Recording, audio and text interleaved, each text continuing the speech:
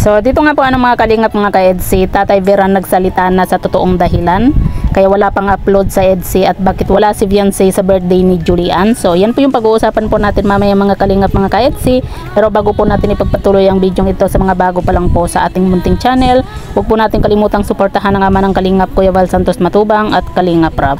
At paunawa panoorin po muna ang full video bago mag-comment para malaman ang nilalaman nito. So dito nga po mga kalingap mga ka-EDC, nagsalita na nga po si Tatay Veran sa totoong dahilan kung bakit wala pa pong upload sa EDC at bakit wala si Viancy sa birthday po ni Julian.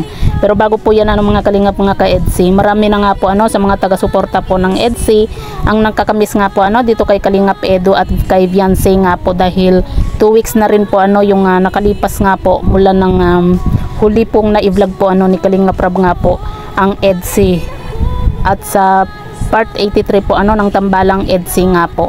At sa birthday nga po ni Julian nga po mga kalingap, marami po yung nakapansin din po at naghahanap nga po dito kay Viancy kung bakit wala nga po itong si Viancy sa debut po ni Julian.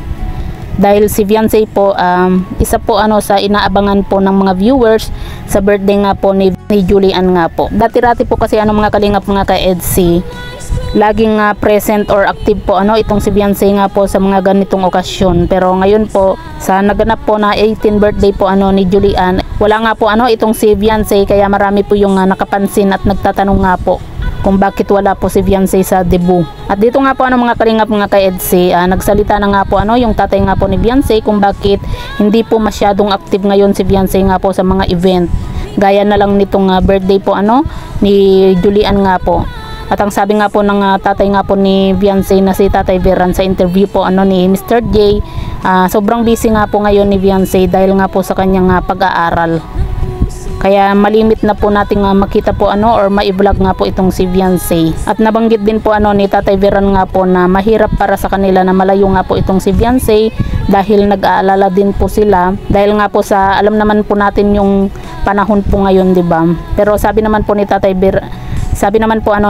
Veran nga po na naiintindihan naman po niya yung desisyon po ni Viancy, lalo na at nag-aaral nga po itong si Viancy nga po.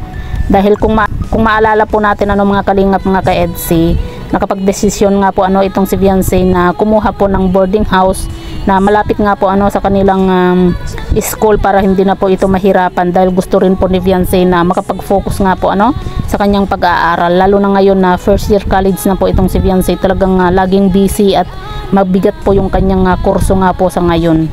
At nabanggit din po ni Tatay Veran nga po na may tiwala naman po siya dito kay Viancy nga po, at minsan binibisita din po nila itong si Viancy nga po sa inuupahan po ni Viancy. At kung maalala po natin mga kalingap, kung hindi po tayo nagkakamali po kasama naman po ni Viancy nga po sa inuupahan sina yung mga beni po ni Kalingap Edu. Kaya wala po tayong ipangamba nga po dahil meron naman pong kasama po itong si Viancy sa apartment nga po na kanyang inuupahan nga po. Pero nakakamiss din po mga kalingap kasi dati po active po itong si Viancy nga po nung sa tuwing mayroon nga pong event kasi isa rin po si Viancy po sa inaabangan po ng mga viewers, lalo na po sa mga EDC fans, di ba? Pero naiintindihan naman po natin yun kasi nga po college na po itong si Viancy, hindi po kagaya po dati na marami po siyang time, di ba, pagdating sa mga event. Pero ngayon syempre focus po muna itong si Viancy nga po sa kanyang pag-aaral, lalo na po at hindi rin po biro yung kanyang kurso nga po mga kalingap.